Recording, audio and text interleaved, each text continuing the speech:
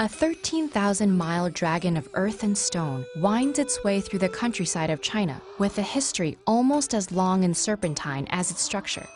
The Great Wall began as multiple walls of rammed earth built by individual feudal states during the Chunqiu period to protect against nomadic raiders north of China and each other. When Emperor Qin Shi Huang unified the states in 221 BCE, the Tibetan Plateau and Pacific Ocean became natural barriers. But the mountains in the north remained vulnerable to Mongol, Turkish, and Xiongnu invasions. To defend against them, the emperor expanded the small walls built by his predecessors, connecting some and fortifying others. As the structures grew from Lingtao in the west to Liaodong in the east, they collectively became known as the Long Wall. To accomplish this task, the emperor enlisted soldiers and commoners, not always voluntarily. Of the hundreds of thousands of builders recorded during the Qin dynasty, many were forcibly conscripted peasants, and others were criminals serving out sentences. Under the Han dynasty, the wall grew longer still, reaching 3,700 miles and spanning from Dunhuang to the Bohai Sea.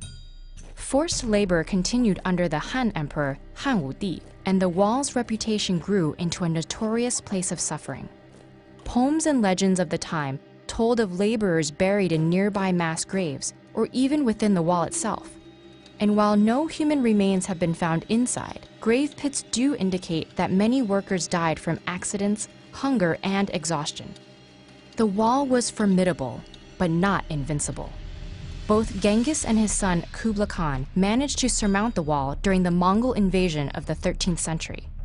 After the Ming dynasty gained control in 1368, they began to refortify and further consolidate the wall, using bricks and stones from local kilns.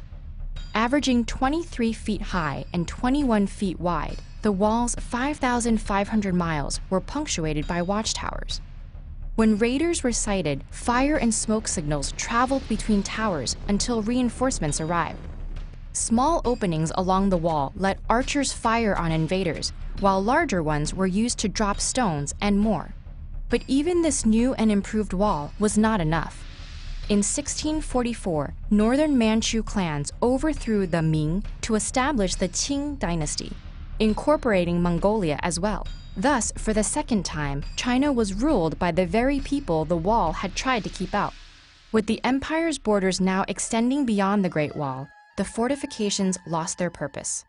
And without regular reinforcement, the wall fell into disrepair.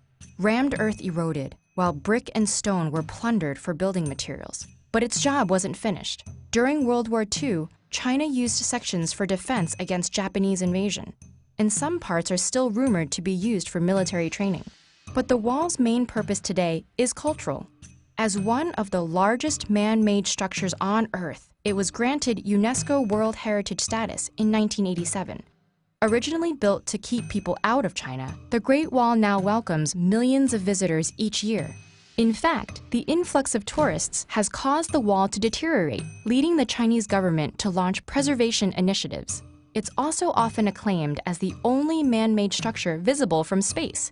Unfortunately, that's not at all true. In low Earth orbit, all sorts of structures like bridges, highways, and airports are visible, and the Great Wall is only barely discernible. From the moon, it doesn't stand a chance.